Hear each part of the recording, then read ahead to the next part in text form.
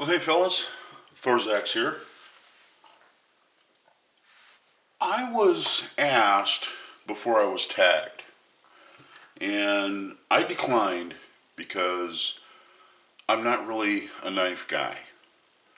And I see that there's an awful lot of uploads going on right now because people are going for the knife challenge. And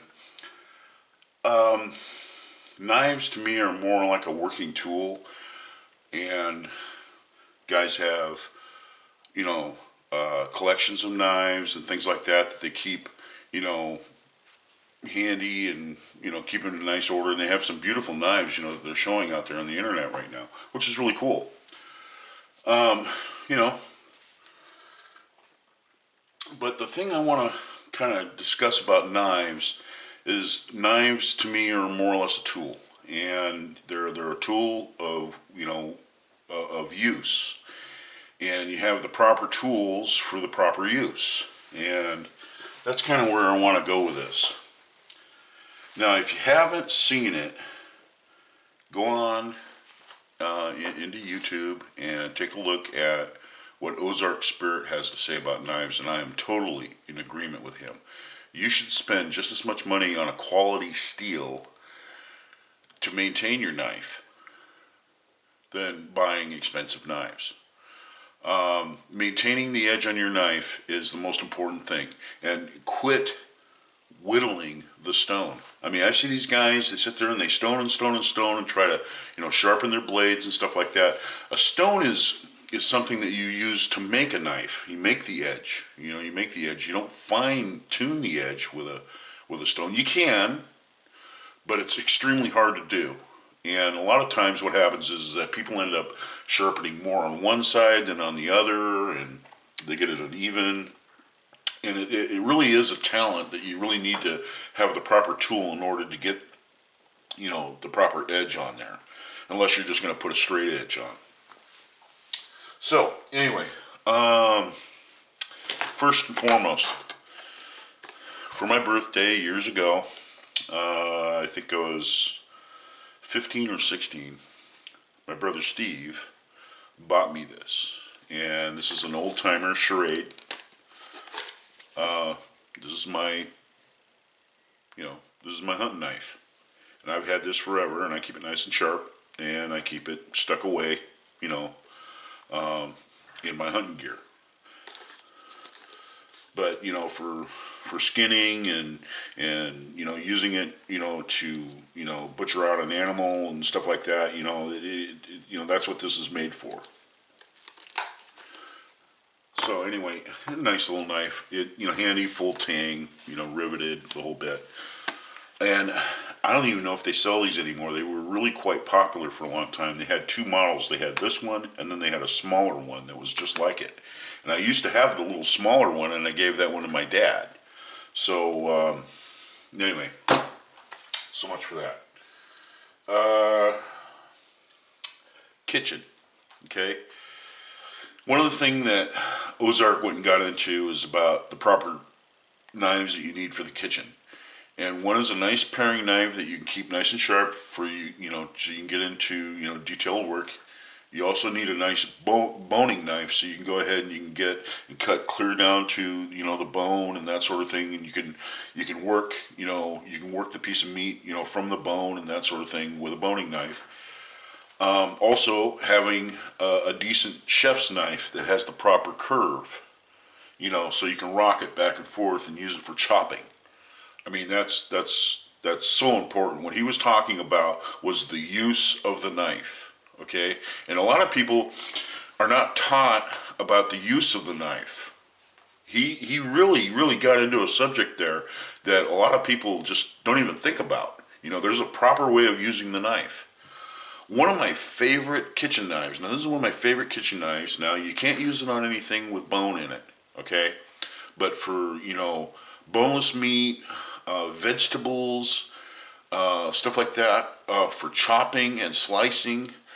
I'm telling you, this is my favorite. I mean, you can chop with this, you can slice with it, You can do all kinds of detailed, thin work with this. This is an excellent knife to have, in the kitchen, for tomatoes and things like that. And man, I'm going to tell you what, this thing is razor sharp. It's a very thin blade, extremely thin blade. And like I said, you get yourself a decent sharpening steel, and I'm going to tell you what, you can shave with that thing right now. I mean, it's that sharp. I keep it that sharp. Now, on the internet, you can buy these, and they're very expensive if you buy the imports and that sort of thing from Japan or whatever. However, in Honolulu, believe it or not, there's a cutlery shop down there in Hawaii, and they sell this certain brand of knife. And these are actually pretty reasonable. I think I paid $18 for this. But it was one of my favorite knives. This thing will flat get with it, man. You can, like I said, you can chop with it. You can dice with it. You can do all kinds of stuff. It's a great knife to have. Skinning. I want to get back into the skinning thing where you're butchering out an animal. Or you go halibut fishing. That's another thing too. You get into big fish, you need a big knife. You need a bigger knife. And one of the knives that was handed down to me, it's a full tang knife, is this one. Now this was one of my dad's favorite skinning knives. He kept that with his hunting gear, and you could really get in there with this thing. And you can slice with it, you can get down into the areas with it. It's great. This is a great skinning knife. Full tang, of course. I don't even know what brand it is, but this knife has seen its fair share of butchering. I'm telling you. I mean, this isn't the original shape of the blade. I mean, this is how much it's been sharpened down. It's almost worn out. But man, I'll tell you what, this thing will flat get with it. It's a great knife to have. I always think of it when I use it. This was my dad's favorite knife. I remember using this as a kid when we used to butcher out the animals. This is what we used to use. This very knife right here. This was one of his favorites. So it has some sentimental value to it. And it's a great knife to have. Now, as far as work knives, I work in a environment down on a pier, in a marine environment. And one of the things I see an awful lot of guys do down there is they want to go out and they want to get a knife. So they go out and they spend like $50 on a knife. And I tell those guys, save your money. Just go down to Big Five. Go down to Walmart. I mean, get yourself one of these little cheap knives. This one here is a Browning, but the only thing Browning about it is the name that's etched into the side of the blade here. It says a cheap Chinese-made knife, and it's got the little thumb deal on it, so you can open it up. There you go, and you can also close it with one hand. That's what you want.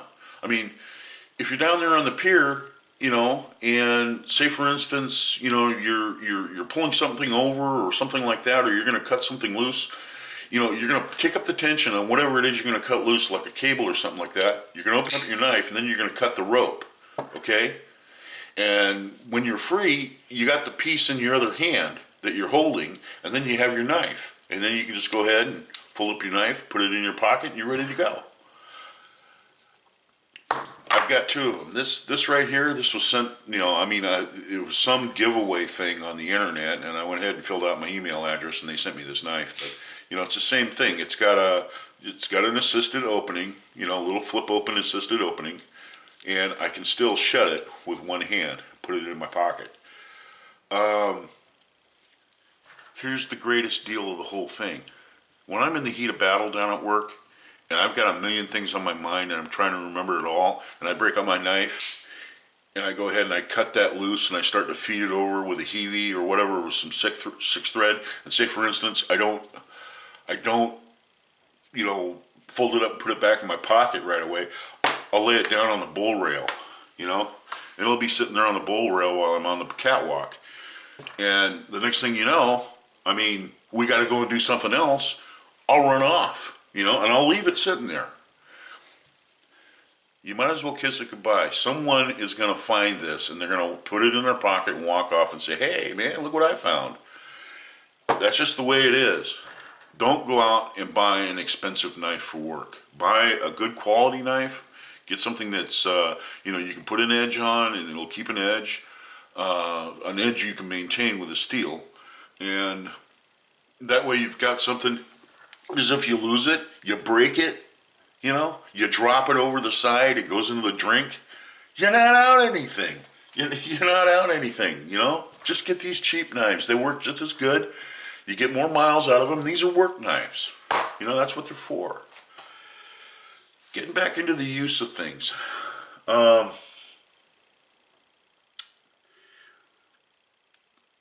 lot of people mistake a hatchet, for a tomahawk. A tomahawk is a tomahawk. And I got a little tomahawk somebody gave me for my birthday. It's an SOG. It's called a Fast Hawk. And this little tomahawk is, packaged, for, people that go camping or whatever, and it's kind of like, it has a use as being a tool. Well, you can't really chop that much with this. I mean, that's not much blade area right there, first of all. And splitting kindling with that, it's not broad enough, and this right here, this is supposedly so you can turn it upside down and you can go ahead and, break up the area of rocks or whatever, or that sort of thing when you're going to go ahead and put your tent up and put your tent spikes in, that sort of thing. This is a tomahawk. This is a novelty. This is something that you go ahead and you take it out back in your backyard and you throw it. You pace off a certain amount of paces and then you throw it, and it sticks in the wood and hooray, and you get better at it, That's basically it. This is not a hatchet. This is a tomahawk. Proper tool for the job, And as far as hatchets are concerned, I'll tell you what, for camping, or say like for instance you're going to go out boating or something like that, and you're going to go out shrimping, and you're just going to pull up on the edge of the beach, and you got a pot, and you're just going to take the water out of the bay there, and you put the shrimp in there, and you're going to build a fire and bring them to a boil and eat them right there on the beach. I'll tell you what, as far as a tool handy to have in the boat or a camper, or say like for instance you're going to go to the lake and you're going to do some fishing, and then you're going to want to start a little campfire, I'm going to tell you what, I bought this at Walmart. I think it was like, it was less than $20. It's a Gerber, and it's marketed as a survival tool, so he's got all these stupid things here on the back where, you can go ahead and signal people if you're in trouble. You can signal somebody in an airplane or something. I don't know. So, anyway, this is extremely handy to have. You can chop kindling with this. You can chop with this thing. I mean, it's got the weight forward design, so where, you can really get some momentum going through the air when you're chopping stuff. And you can hack through vines, you can hack through anything with this. And I use this out in the yard. I mean, when I, clear, like, I have an ivy problem in my backyard. When I go out there and I clear ivy, this thing, man, it goes right through there like butter, and for splitting kindling, this is great, man. You can hit that kindling edge right here on the edge right here, and just whack, just like that, man. You can bust it right off, man. Just, it's excellent. This is a very well thought out tool. It's an edged tool, not really a knife, but an edged tool that you can use, for cutting and things like that you need out and hacking through stuff. Like I said, knowing what you're going to use it for when it comes to edged tools, make sure that you're buying it for the right reason. I like this actually better than a machete. A machete it has too much blade out there, and it really has a lot of reach to it, which is fine if you're going through like berry vines or something. But when it comes to like chopping, kindling, or doing smaller type stuff, this is excellent. A machete actually is dangerous to do that small work with because it's such a big blade. You can cut yourself, which actually happened one time when we were hunting. One time, my wife, she was trying to split some kindling with a machete, and she ended up cutting herself really bad. And anyway, they ended up having to we had to take her to the hospital, which was about 45 miles away. So it was one of those things, you got to use the right tool for the right job. Which, by the way, this thing is razor sharp. I mean, this thing is like scary. Like that's sharp. And then, oh my God, that's really sharp. This is really sharp. Also, material that they make the blade out of has a lot to do with how sharp the knife is going to stay. And I have found one of the worst materials you can use on a knife blade is stainless steel. Stainless steel is almost like too brittle of a material to use for making a knife blade. It will not hold an edge. You'll roll the edge over on these, and you're constantly running on the steel to make it sharp. But if you get something like this, this is regular old high carbon steel, and it will hold an edge. This will hold an edge more than this will. So, at least that's been my experience. So, that's my take on the knife challenge. Like I said, I'm not really a knife guy. Kind of know my way around them a bit. Remember, Ozark Spirit, buy yourself a quality steel and quit whittling the stone. I mean, if you got a stone, that's fine. That's great for putting putting the shoulder on a knife so that you can finish it out with a steel and get that sucker, just razor sharp with a steel. This is probably one of the most important tools you can buy for your knives. Call a butcher sometime. If you call a butcher and have them come out to the property, say like they butcher out animals out there on your property, and you call him up and he comes out there with his truck, the first thing he's going to walk out with his, on his belt is a steel. That's what he's going to have. And he's going to run the edge on that steel, and then he's going to start gutting out the animal and doing all that. He's going to constantly be using his steel to keep his knife sharp. And that's what you need. So anyway, this is Thor's Axe. Brings us to an end. I'm going to go ahead and upload this. And like I said, I was asked first to be tagged to do this. And like I said, I'm not really a knife guy. And there are some collections of knives out there that are really nice. I got to admit that. But knives are kind of like tools for me. So anyway, this is Thor's Axe. And I'll be seeing you guys in the next video.